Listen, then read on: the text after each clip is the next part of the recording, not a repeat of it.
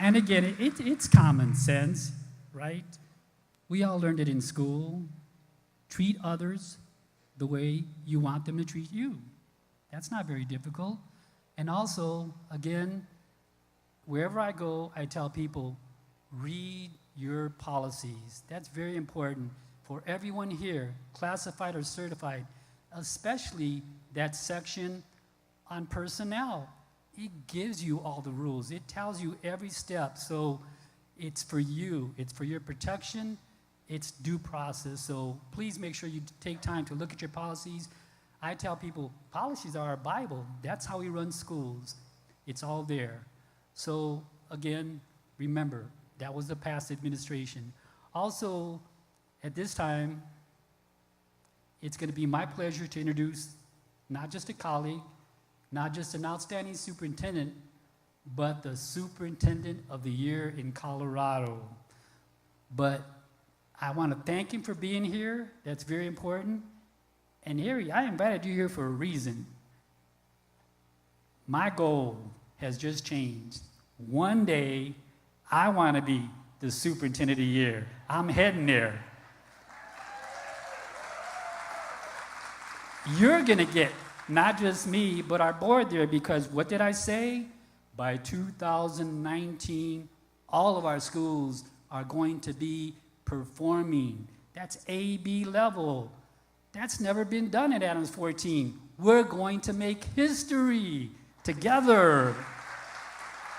So once we get there, if I have to, I'll nominate myself, but think about it. Our board is going to be the board of the year in Colorado because we're going to do great things. So, Harry, I'm going to study you.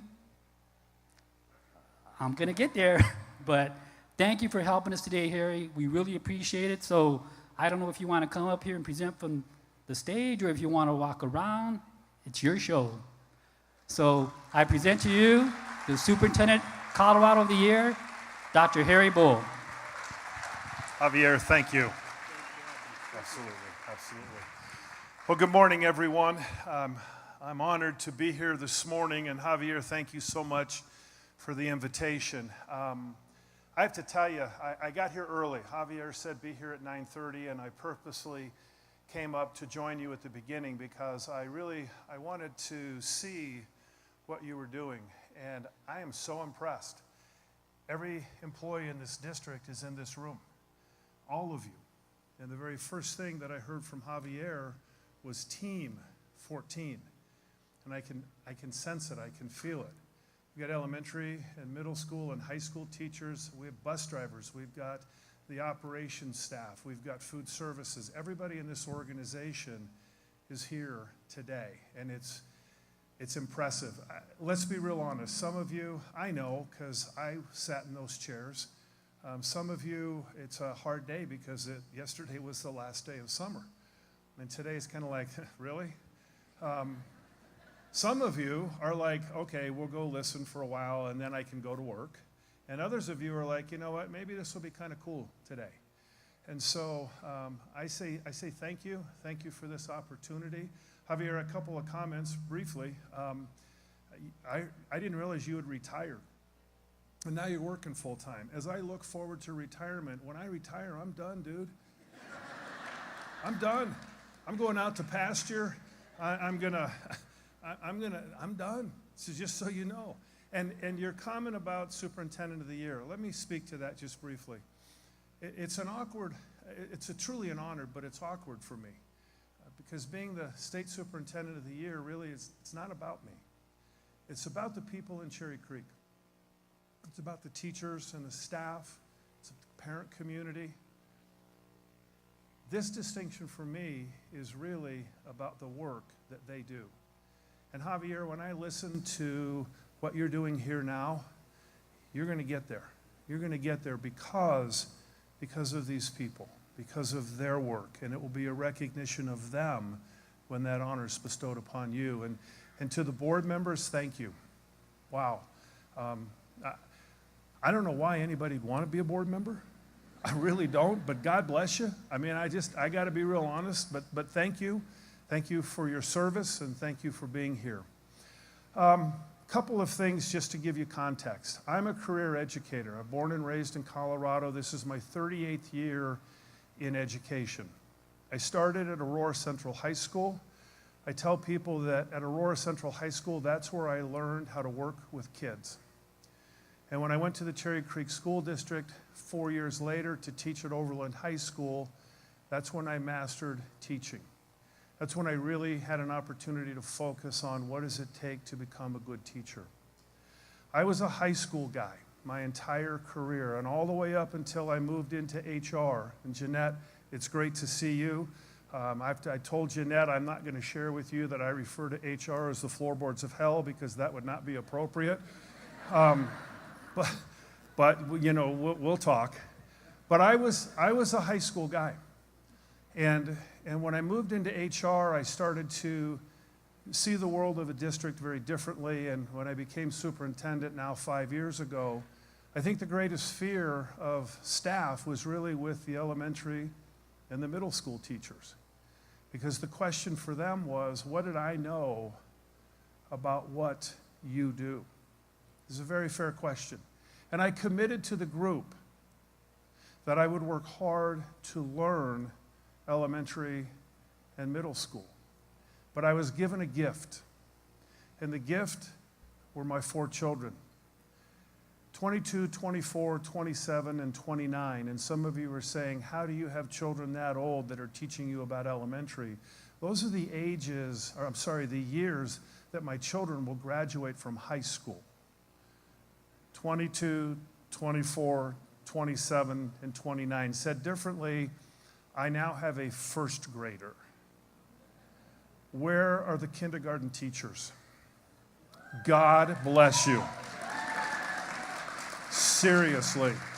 My little girl, she's the most wonderful little girl in the world. She is precocious. Kindergarten teachers are up close to sainthood. You really, truly are. But what I learned was that as a superintendent, I got to see school through the lens of my children.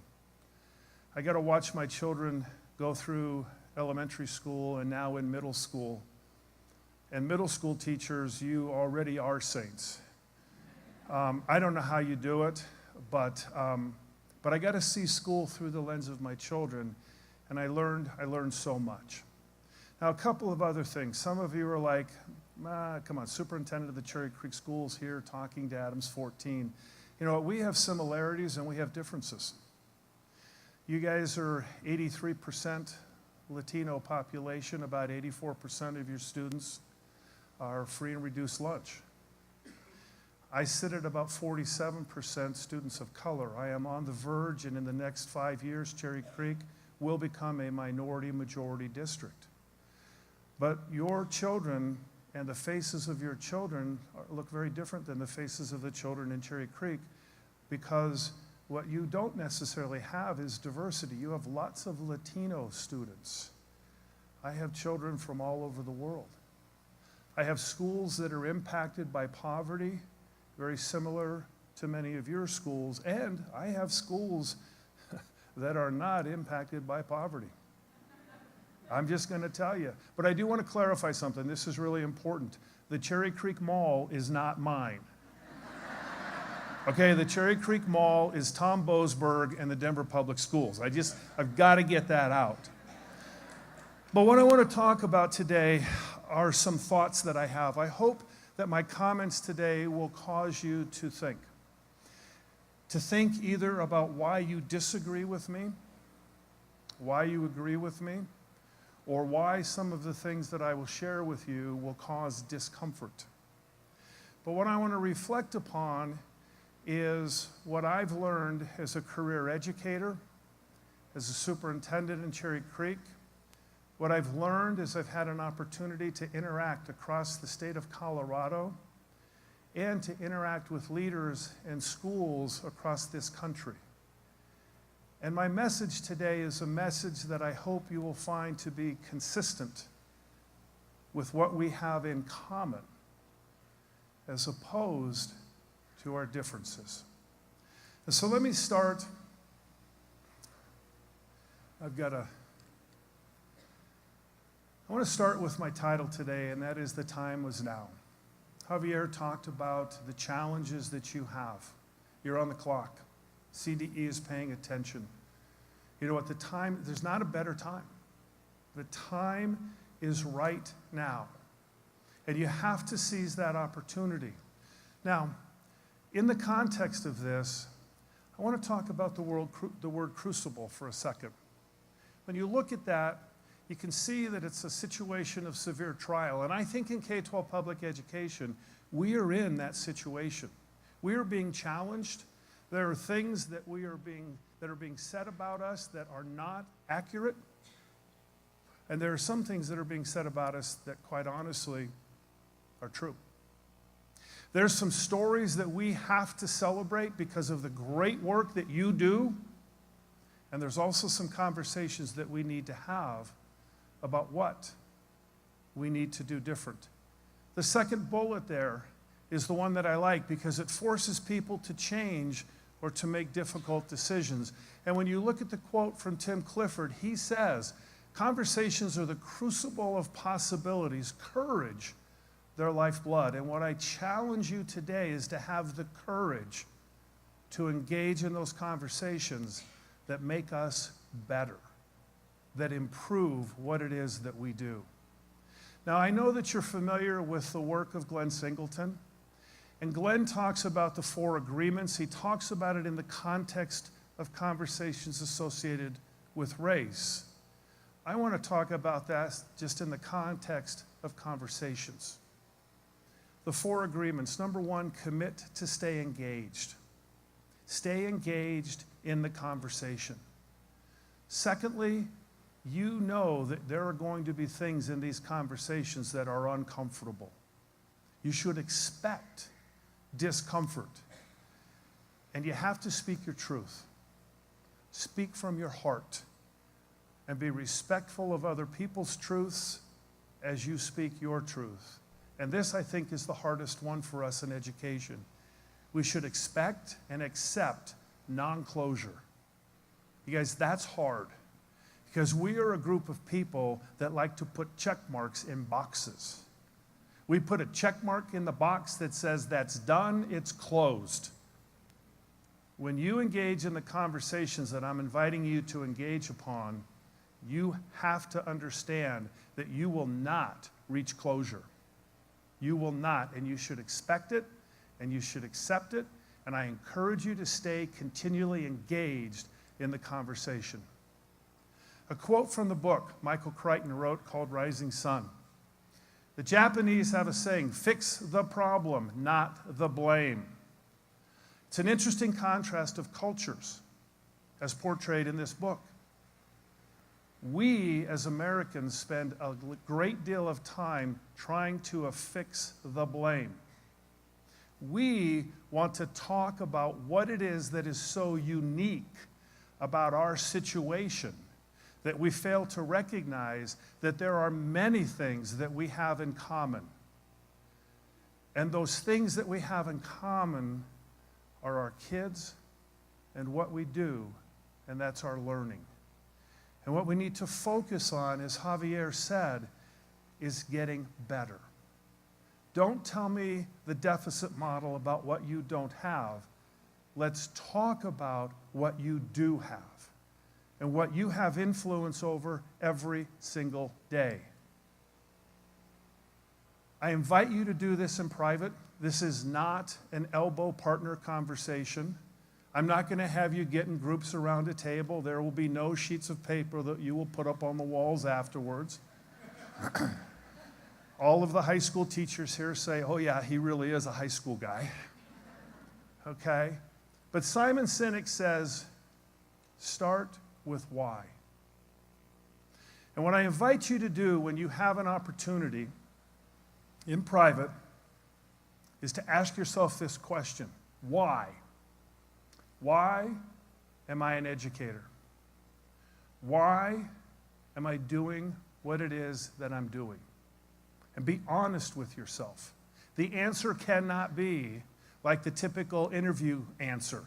I really love children. Okay, great. But why? Why are you doing what you're doing? And answer that question and don't lose sight of it, because what I will tell you is this. When you are tested, when you are challenged, and you will be this year, what grounds you is your why. And you have to go back to that. And you've got to ground yourself in that, or you will lose sight of why you're doing what you've chosen to do.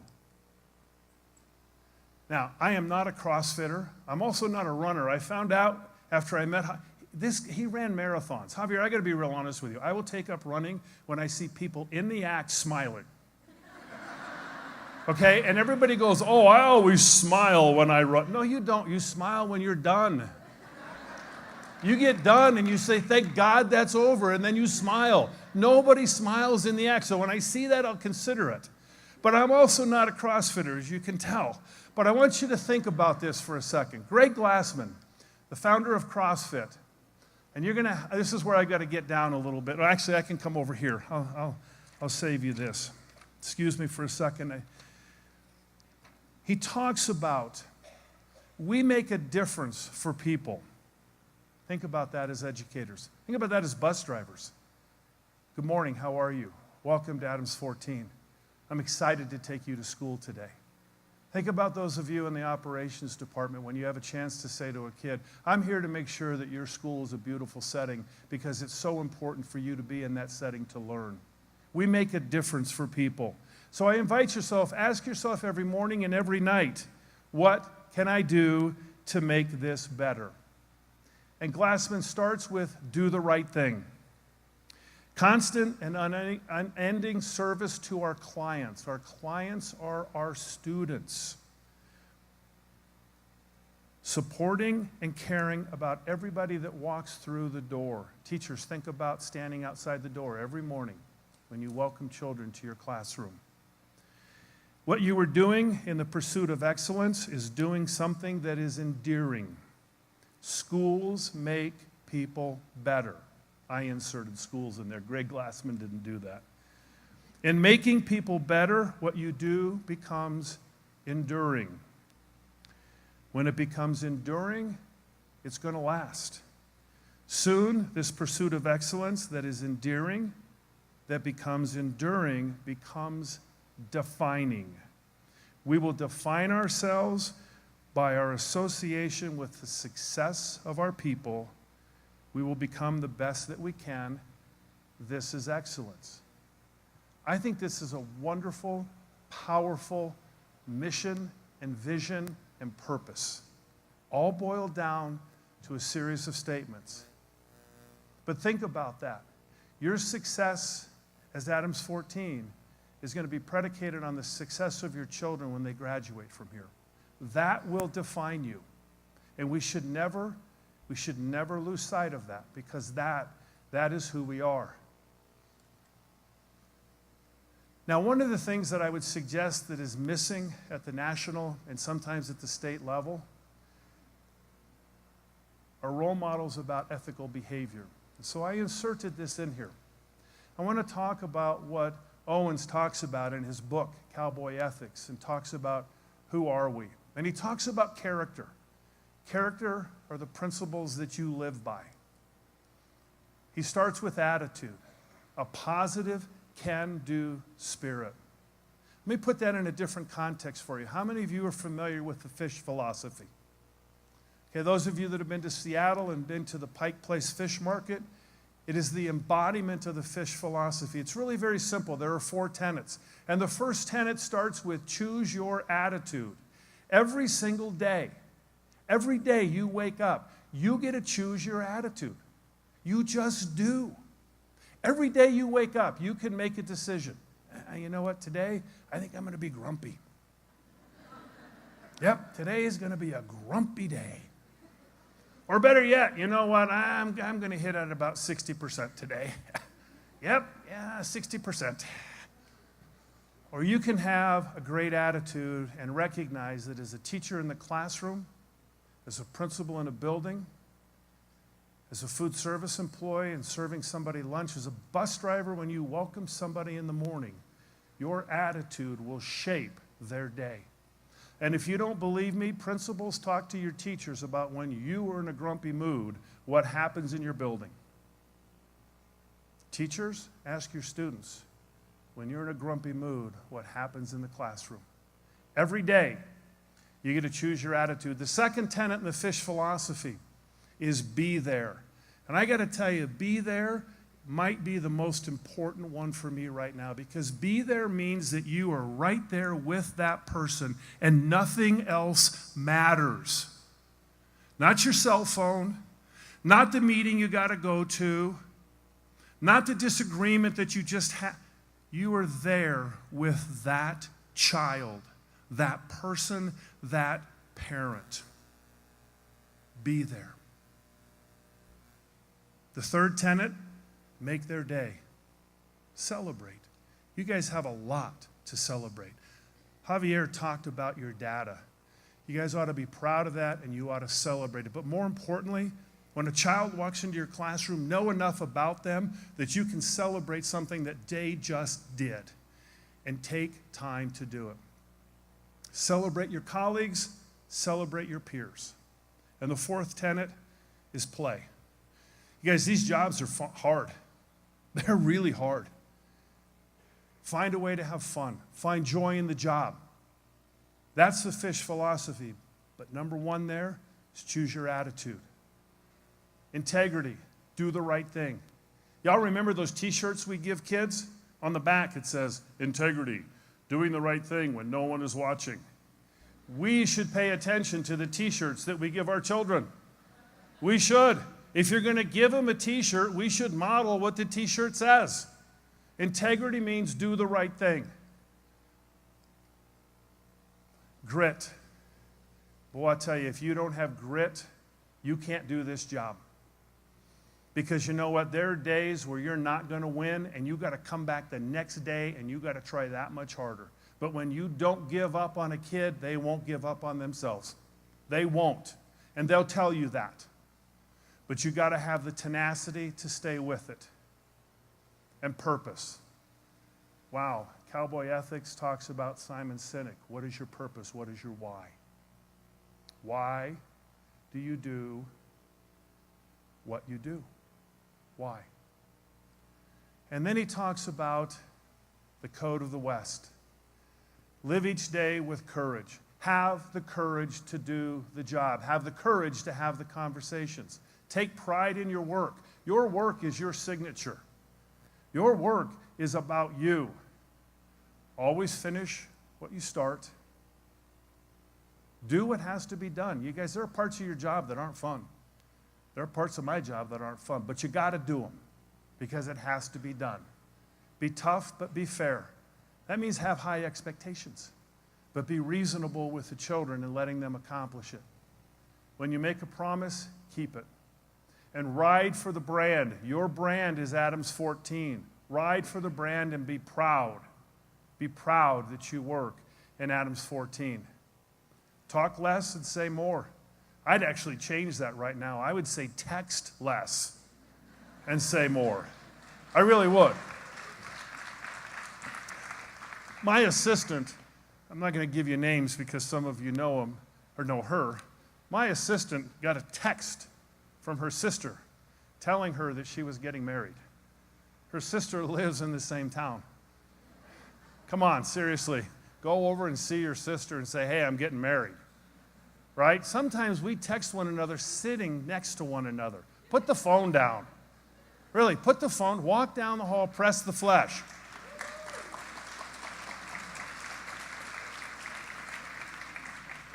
We've lost that art. That's my editorial. Sorry. Every once in a while, I'll say some things I shouldn't say. I should have warned you ahead of time. I might even say some political things, but we'll see. All right, remember something. Some things aren't for sale, and you got to know where to draw the line. But I think this is a good example, and I think that we can model that. Patrick Lencioni, in his book, The Advantage, talks about organizational health. It's a great book. I really enjoy it. He talks about creating clarity. And of those four quadrants up there, clarity is in 3 of them. And one of the things, he has 6 questions. I'm picking 2. Why do we exist and what do we do? And I'll answer that quite simply. We do learning. That's what we do in K-12 public education. You guys, there are a whole lot of other things that are important. We can talk about social emotional. We can talk about educating parents. We can talk about all kinds of things that contribute and are important. But the most important thing that we do in K-12 public education is learning.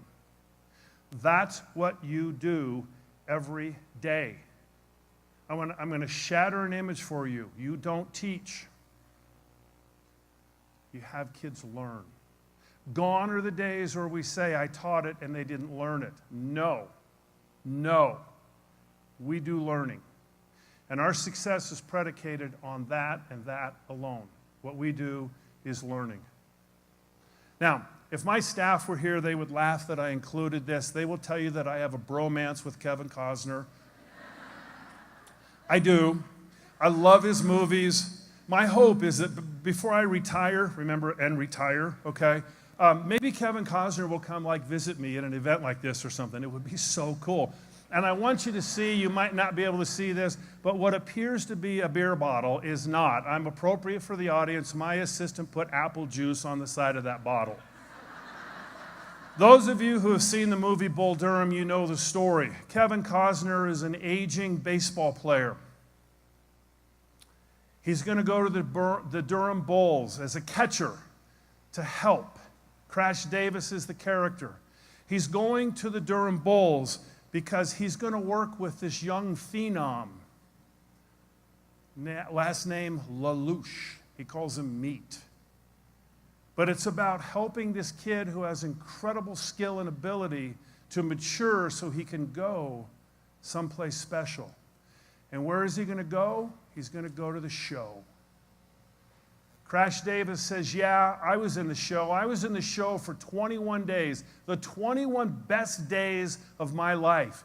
You know, you never handle your luggage in the show. Somebody else carries your bags. It was great. You hit white balls for batting practice. The ballparks are like cathedrals, and the hotels have room service. We all know that the show in baseball is major league. Ladies and gentlemen, you as a K-12 educator, you as a member of Team 14, this is the show. This is the show. I don't care what the national rhetoric is. I don't care what the state rhetoric is. This is the show. You are in the major leagues. It doesn't get better than this. And you've got to get your head around that. And don't listen to those who are trying to bring us down. Your job is one of the most important jobs in this country. This is the show.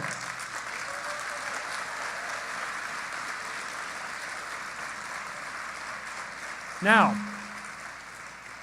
because you're at the show, there's also a very high expectation about what we do. Every day you have a chance to make a difference in the life of a child. Every single day. And we should not squander a single day. Because there is no greater responsibility than what you do. John F. Kennedy, to whom much is given, much is expected. That's us. That's who we are. Now bear with me for a second because this is a 2-minute clip. I hope it loads. But I really want you to see this so I can make a point. This is the test. You're telling me Yes. that guy's 45 hours? It brings him to about there.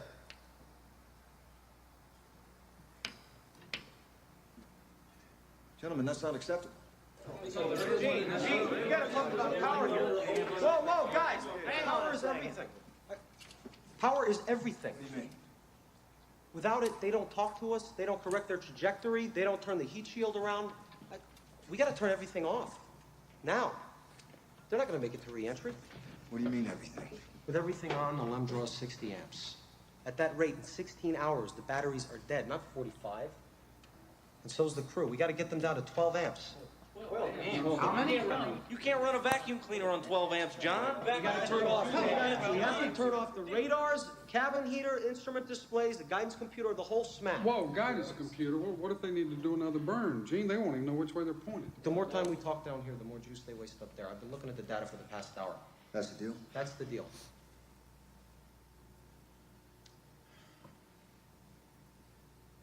Okay, John. Minute we finish the burn, we'll power down the line. Now, in the meantime, we're gonna have a frozen command module up there. In a couple days, we're gonna have to power it up using nothing but the re-entry batteries. Never been tried before. Hell, we've never even simulated it before, Gene. Well, we're gonna have to figure it out. I want people in our simulators, working re-entry scenarios. I want you guys to find every engineer who designed every switch, every circuit, every transistor, and every light bulb that's up there. Then I want you to talk to the guy in the assembly line who actually built the thing. Find out how to squeeze every amp out of both of these goddamn machines. I want this marked all the way back to Earth with time to spare. We never lost an American in space. We're sure as hell not going to lose one on my watch. Failure is not an option. Think about that. Now, context is important. It's the early 60s. We're in a space race with the Russians. Isn't it ironic? Russia keeps coming up. I told you I'd slip. Seriously, I didn't mean that, okay? But you know what? We could not lose men in space. And that energy in that room, failure is not an option. Imagine what if. That was the attitude that we brought into our classrooms. Every single classroom. What if we said failure is not an option? I believe that we can do that. And I believe that we should approach learning no different than that modeling right there. I used to run, when I was at Grandview High School, it was called Principal Study Hall. About 70% of the kids in the school participated in athletics or activities. And you know what I said to them? Because this was my way of getting to the largest number of kids. I said, if you are failing a class, you will spend Monday through Thursday after school in Principal Study Hall for 30 minutes. You will go to practice late. There are no exceptions. None. And I made kids come. And you know who ran Principal Study Hall? The principal. They came every day. And you know what? The kids figured out at some point in time, I was serious. They were going to get their grades up. Come on, a D? You can get a D in high school? Geez Louise. And I had one kid that came up to me, and it was in the springtime, and you guys have heard this. He said, you know, Dr. Bull, mathematically, I can't pass my class. So what am I doing? I said, I don't care. You're going to learn. And you're going to keep going, and you're going to keep turning stuff in. And you know what? He didn't believe me. And so the next week, he was back with me. And the week after that, he was back with me. And sooner or later, he came up and he said to me, you're not giving up, are you? And I said, hell no. And you know what? He worked so daggone hard, and he endeared himself to the teacher enough with his effort that he actually passed the class. But it took me convincing him that I was not going to give up on him no matter what. Failure was not an option. Now, let me talk about what we do. This will be the only time that I'm going to give you examples about Cherry Creek, but I do this to illustrate a point, not to tell you or suggest to you that what we're doing is magic, because there's no magic. It's about hard work. But in Cherry Creek, we talk about inclusive excellence. So too do you. And we talk about college and career preparedness. So too do you. And what does that mean for us in our context? Well, when we look at inclusive excellence, can somebody advance the slide? Oh, you guys are so good. When we talk about excellence, here's my point. And you guys have talked about excellence. Excellence is a moving target, and it always moves up. Excellence is not a state that you attain, it's a state that you aspire to. And every time you get close, it moves. But that's what we need to be about. We need to be about excellence in our classrooms. In Cherry Creek, in inclusive excellence, we talk about literacy. Reading, writing, and math. You guys, I have a bias. I'm just going to tell you this. Math teachers, I'm sorry. I'm going to apologize on the front end. I think the most important one up there is reading. If you can't learn to read, you shut the kids' world down. Reading is so, so important. It's not that writing isn't important, and it's not that math isn't important. It is. But reading is of paramount importance. And when I talk about opportunity access, we do not talk about the achievement gap. The achievement gap is a deficit model that places the responsibility for the lack of achievement on the child. The responsibility for the lack of achievement rests with us as a system because we're not giving kids opportunity to access those higher levels of learning.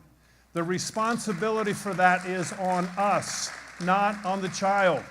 You've got to look at your systems. Principals, I challenge you. Where are your low-performing students? What classes are they in? Are those classes at grade level at a minimum?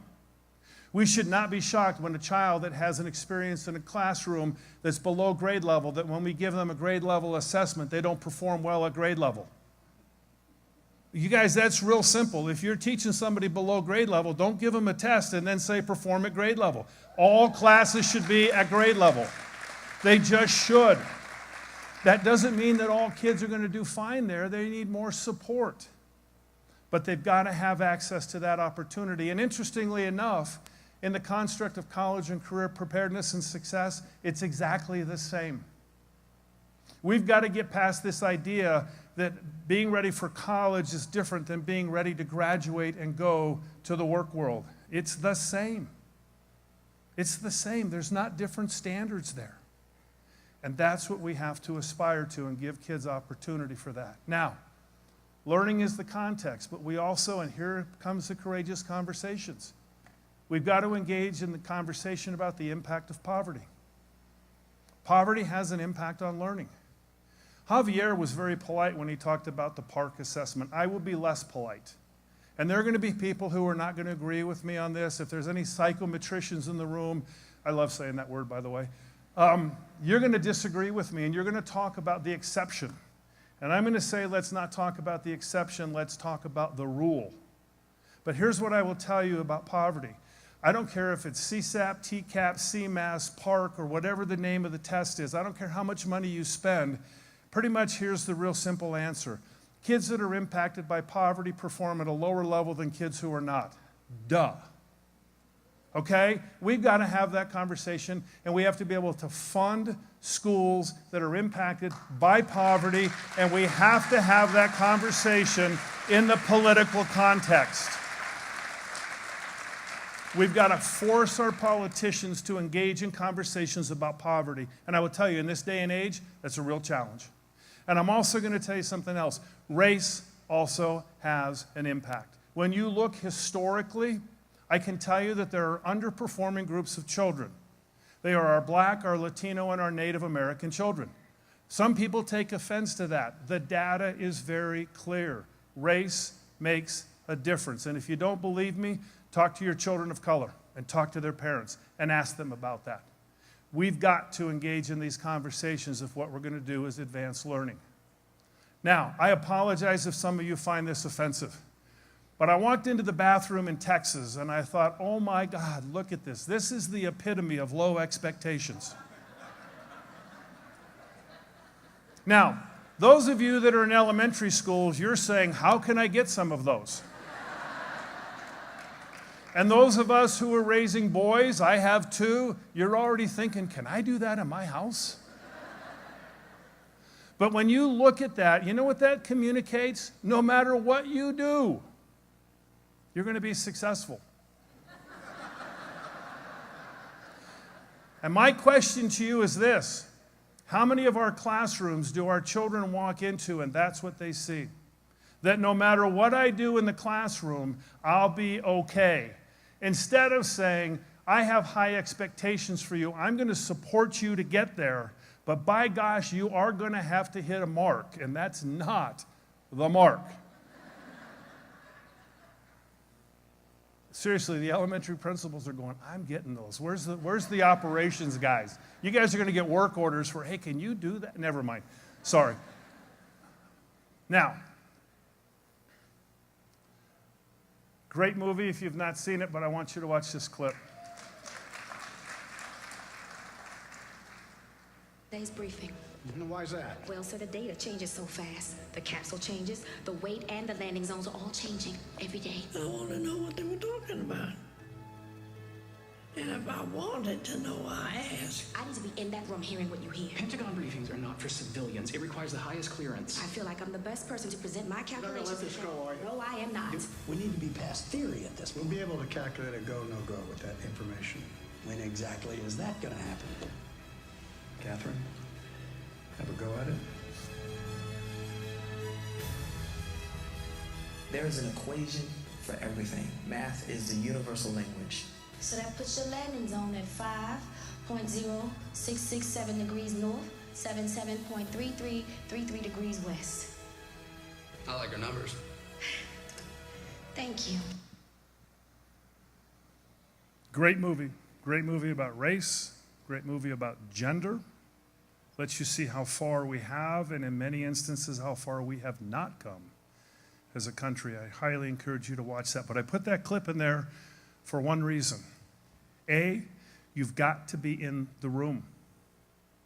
You got to get in the room. That's about access to those opportunities. Two, or I guess I should say B since I started with A. B, this is tough being in front of educators. I got to tell you, some of you are like, it doesn't go A2, B3. Okay. B, you got to be prepared for when you are in the room. And C, when the opportunity comes, you got to deliver. It's really straightforward. You got to get in the room, you got to be prepared, and you got to deliver. That's about opportunity access. Now, there are people saying, well, it can't be done. And what I would tell you is, for those of you who are saying it can't be done, you've got to get out of the way of those who are doing it.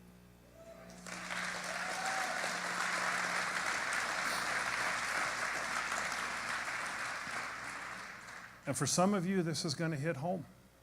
Sometimes it's the people no one imagines anything of who do the things that no one can imagine. And guess what? Some of you in this room, and I'm going to throw myself in this mix, that describes you. I got to tell you that if you went to Columbine High School, where I graduated from in the first graduating class, and you said to some of my teachers, Harry Bowl has a doctorate and he is the superintendent of the Cherry Creek schools, they would cough and say, who? There was a reason that I was a very good dean.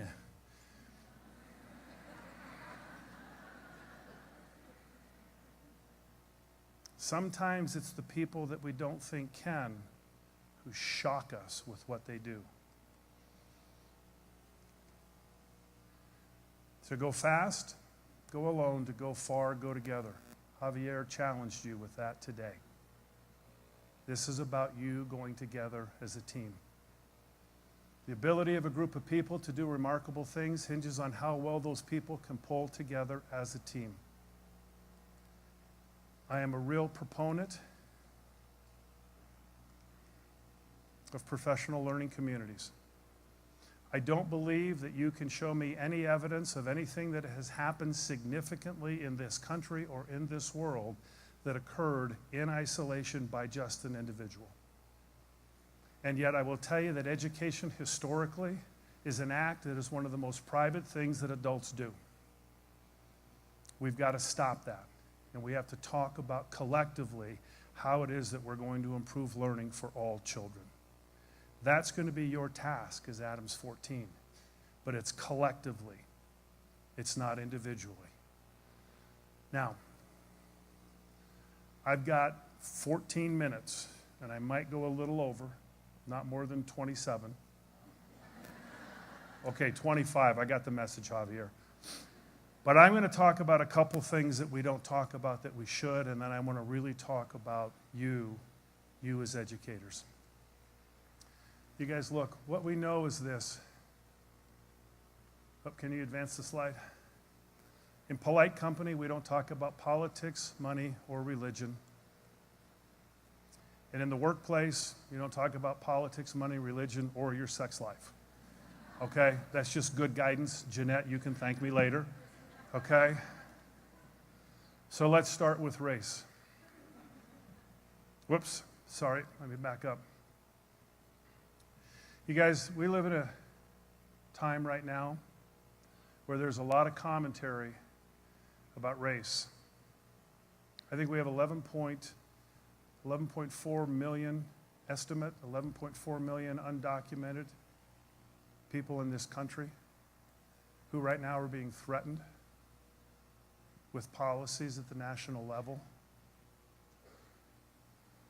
Over 4 million of those are children of, we have over 4 million citizens of the United States who are children that have at least one undocumented parent. Do you think that this conversation at the national level is not impacting your children based solely upon their race? It is. And they're going to come to school every day. Those of you who are not black probably don't have a continual conversation with your boys in particular about on a Friday night if they go out and they interact with police, how they should behave. That's not a conversation that I will have with my son. I will talk to him, but it's not going to be continual. I want you to think about Montrell Jackson. Montrell Jackson was a black police officer in Baton Rouge, Louisiana, who was killed. He left behind a 2-month-old boy that'll never know his dad. But he said, in uniform, my community is scared of me, and out of uniform, my skin color intimidates. Our children are living in that world, and they're coming to your classroom. And race is a significant thing that we have to help our kids deal with. It is. And you want to talk about religion? This is where I get opinionated. But I will tell you that this travel ban idea is directed specifically at countries that are predominantly Muslim. And you think that our Muslim children aren't thinking about that and what that means in their minds, and they come to your classrooms. And the one thing that we don't talk about in the workplace, but I'm a visitor, so I can, is sexual orientation.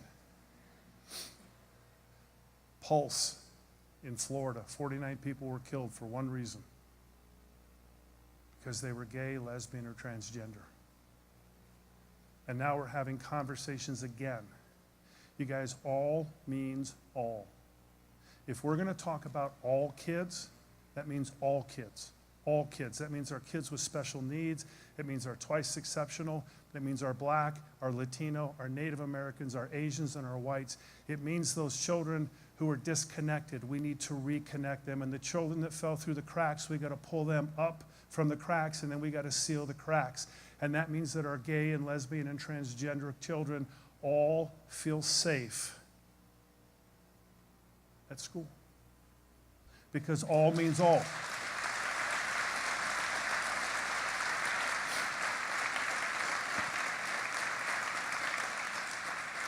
Some people find offense to that when I say that. But so let's think about what that means. Instead of saying all children, let's just say some. And then you pick which ones. Think about going to a swimming lesson. 10 kids. The swimming instructor says, you know what, this has been a good year for me. I'm at about 65% of the kids that get out of the pool. No, all means all. If 100% go in the pool, 100% come out of the pool. All means all. And we have to remember that.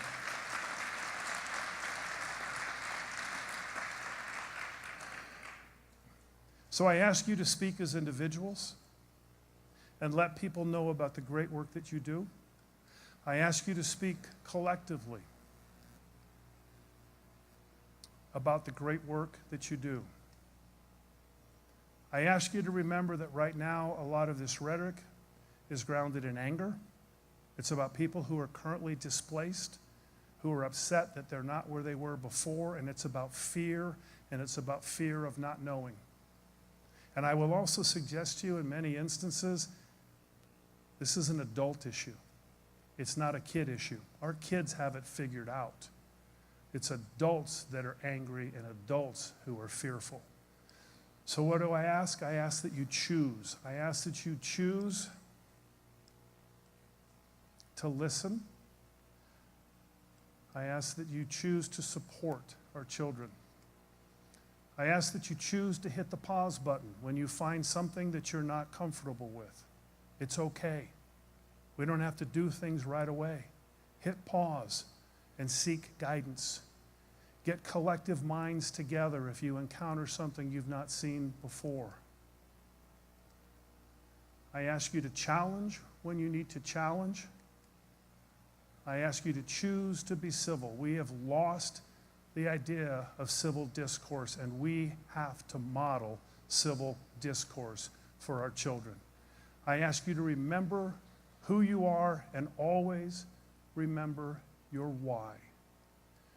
But most important, I ask you to remember every child. 2 stories. These are not about me. These are not about me. These are to illustrate my point. Let me introduce you first to Alina Martinez. You can't read, but she wrote me an email out of the blue, totally out of the blue. And what that says in there is, Harry, in 1990, I walked into your office when you were dean at Smoky Hill High School, and I handed you papers to withdraw because I was pregnant. And I looked at her, and I tore the papers up, and I said, you're not withdrawing, you're going to graduate. Now, I got to be honest with you. I wasn't sure that my principal at the time would agree with that,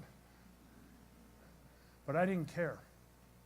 And those of you that have been around for a while, you know back then, pregnant kids left school. But I said, no, you're staying. This is not about me. This is about the action. I said you were going to stay, and you know what? She graduated. And we stayed in touch for a little bit after high school, and then we parted ways. Well, a couple years ago, she wrote me this. And she said, you know what? Me tearing up her withdrawal papers let her stay engaged. And now she's working on her doctorate. She's an administrator in the Denver Public Schools. But more importantly, that's her son right next to her.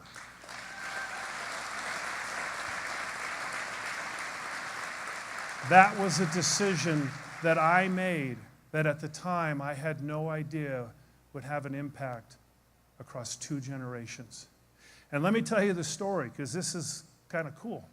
I got that email, and about a day later, I went to this event in Aurora celebrating women in leadership. I was thinking about it, Alana. It was a nice message. I walked in a little late, and I sat down with my team at the table. And this young lady, this woman, walked past me in a red dress. And there was just something that said to me, I think that's her. We'd not seen each other for years.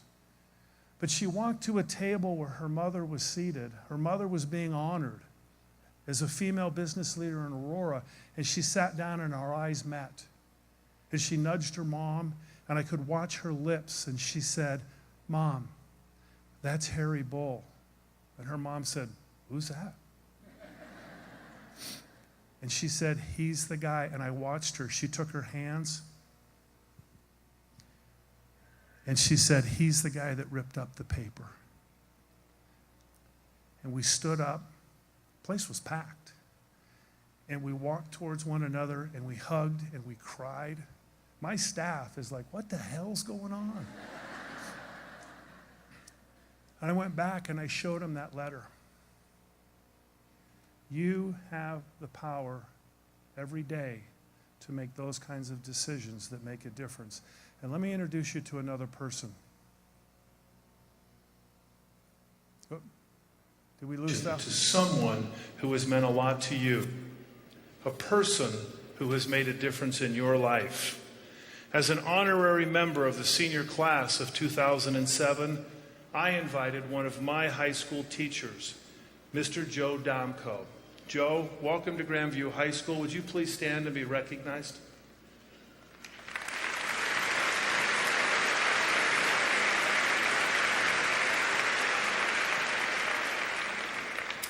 I invited him because he made a difference in my life. Joe is my role model.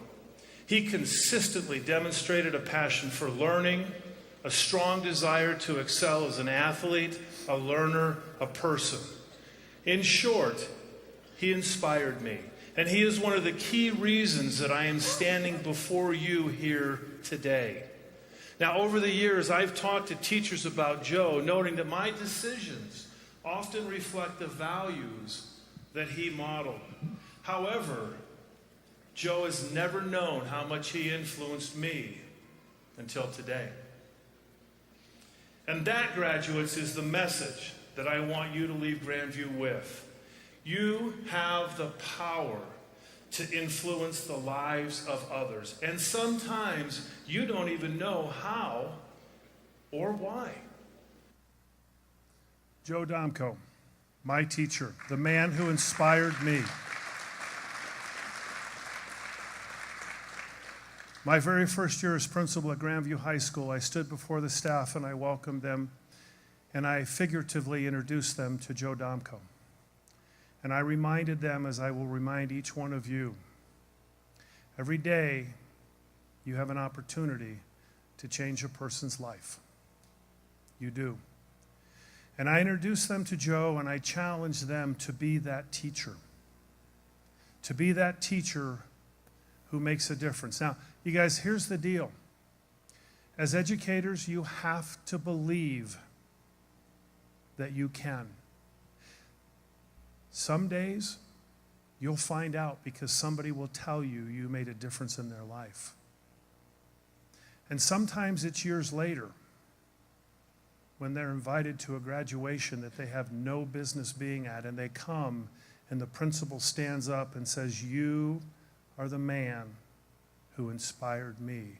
And sometimes you will never know, but you have to believe that you make a difference. Because you do. Now let me finish the story. Joe died 3 years ago. Joe, the man with the biggest heart that I ever knew, died of heart disease. His wife and 2 children called me up after his death and asked if I would deliver the eulogy at his funeral. I want you to think about that. The teacher who inspired the student, who then becomes the student who celebrates the teacher in death. I've never been so honored to be able to do that, but it was because he was that teacher that made a difference. And every single one of you already know who that teacher is in your life, and you already have their name and their face in your mind. And I ask you to be that teacher for your children. You have the word right here, to inspire. That's what I ask you to do as educators, is to inspire. It's about the people. It's about all of you. It's about all of the children in this district. It's about the people. And I will remind you forever. Now, this is a quote from The West Wing, the TV show. I found The West Wing, the TV show, to be entertaining. Ironically, The West Wing currently provides a great deal of entertainment. I know, Javier, I said I wouldn't say that. But if you get a chance to watch this one show, 365 days, they talk about we have the ability to affect more change in a day in the White House than we will have in a lifetime once we walk out of these doors. And what do you want to do with them? And what I would say to you is, starting today, all of you have 365 days to make a difference in the lives of your children. I invite you to go and to do that, and to not squander any of the opportunities. You have lofty goals, you have challenges, you've heard that. I believe, given what I see here today, what I've heard, and what I know about the leadership of this organization, you can do it. and you have 365 days before you're back here next year to have the next conversation. The time is now, and I thank you very much for being with me today.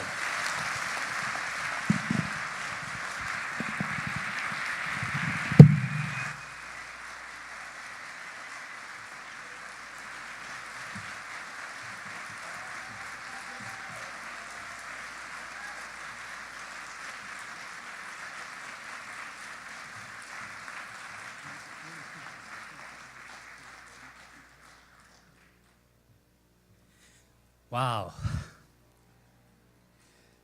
Well, again, you know where we're at. We're going to keep continuing, but I was listening, and I think he said something about cowboy ethics. Tenet number 4, have fun. Am I right? Okay. So we are the ESS building, and Jesse said, what are you going to do at the end, Dr. J? I don't know, so try to stay with me because I'm making this up as I go along on this last part. I'm going to need a little bit of help here, but you know, we are the administration team, the ESS. We're just like you, ordinary people trying to do unordinary things, just great accomplishments. So right now, Dr. Patterson, you know who I like to do things a little different?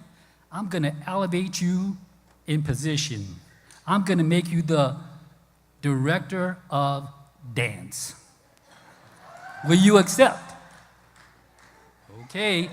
What I need you to do, bring our ESS building staff up here, and let's show all the other schools how we function. Okay? Get up, ESS. Get up here. We're going to play a song for you. ESS, don't be shy. Do not be shy. You can, right here in the front.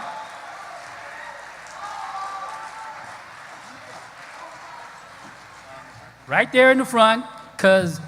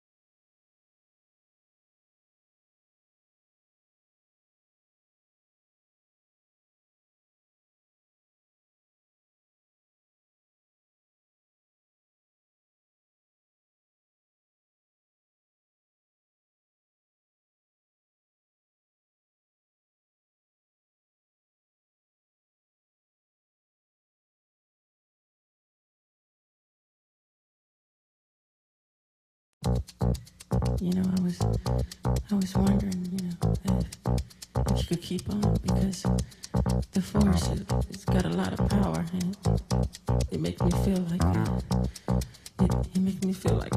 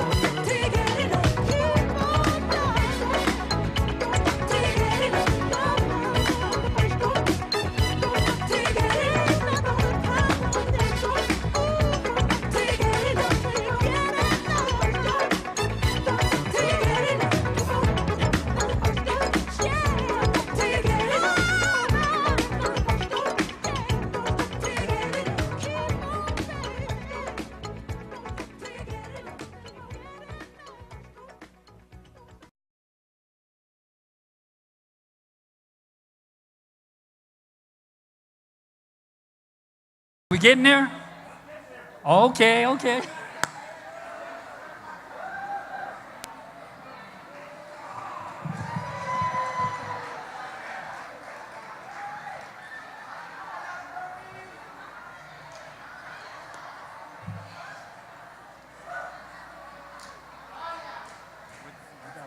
I'm gonna get to high school, get that happy song. That's right. I'll help. Okay, whoa, Dr. Patterson, somebody's trying to take your job. They are, but two things, very, very important.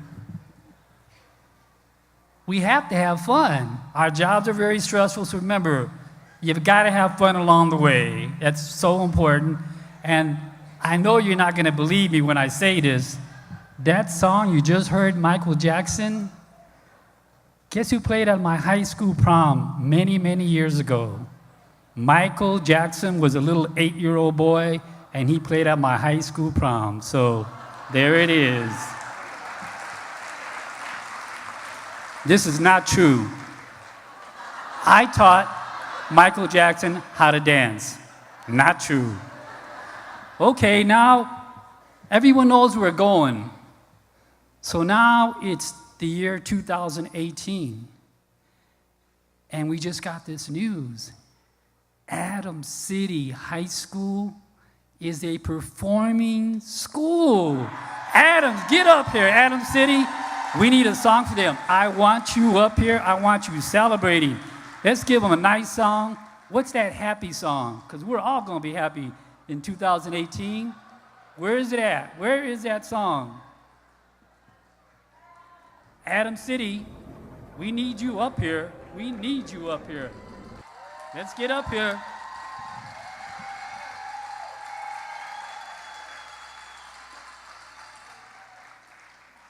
Do we have a nice song for them? They're celebrating Performing School 2018. Went from here to here. High expectation. There we go.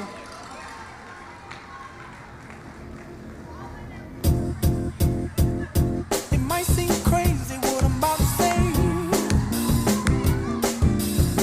Sunshine, she's here. You can take a break.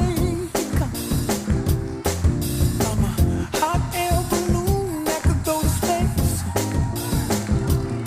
With the air, like I don't care, baby, by the way. Because I'm happy. Clap along if you feel like a room without a roof. Because I'm happy. Clap along if you feel like happiness is the truth. Because I'm happy. Clap along if you know what happiness is to you. Because I'm happy. Clap along if you feel like that's what you want to do. Here come bad news, talking this and that. Well, give me all you got, don't hold it back. Well, I should probably warn you, I'll be just fine. No offense to you, don't waste your time. Here's why. Because I'm happy. Clap along if you feel like a room without a roof. Because I'm happy. Clap along if you feel like happiness is the truth. Because I'm happy. Clap along if you know what happiness is to you. Because I'm happy. Clap along if you feel like that's what you want to do. Bring me down, can't none bring me down. Your love is too high. Bring me down, can't none bring me down. I said, bring me down, can't none bring me down. Whoa, Love is good too news, good news. Thank Bring you, me Adams City down, High School. can't none bring me down. I said, clap along if you feel like a Believe in better. And I asked this question to the high school when I went to go talk to them. Remember what I asked you? I said, where are you going to be next year on the framework? And they responded, Adams City High School, we will be a... Did you hear them?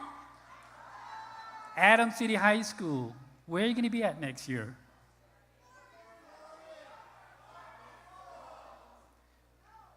We will be a performing school. Let me hear it. I still don't believe you. I think they need some help. Everyone else, let's help them. We will be a performing district. And all I want to say to the state board is, thank you for giving us that 1 year. we're going to show you that we can do it. And we're getting very close to the end, but I want to share an inspirational video, and I want to thank our staff for making this, because we went in front of the state board, and they couldn't come to Commerce, so we took the students of Commerce to them. So at this time, I want to share this video with you. And thank you to all the people that made it possible.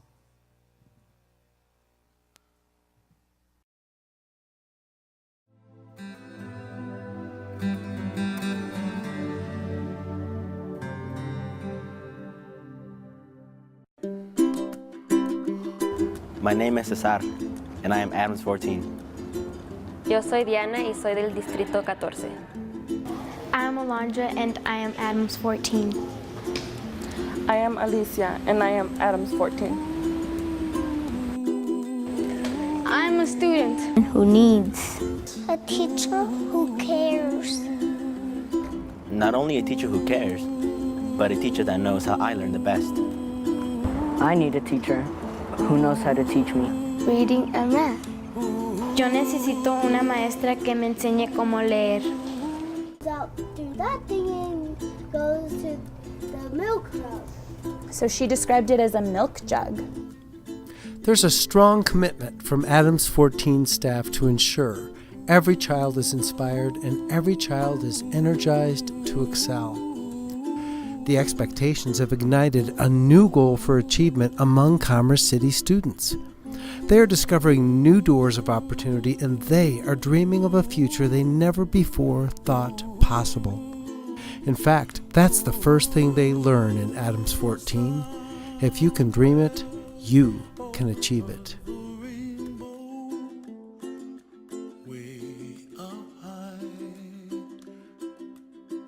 ¿Me ayuda? Help me realize my dreams. Help me become the best I can be. Help me become a teacher. A lawyer. A leader. Help me become a judge. O hasta inclusive el presidente.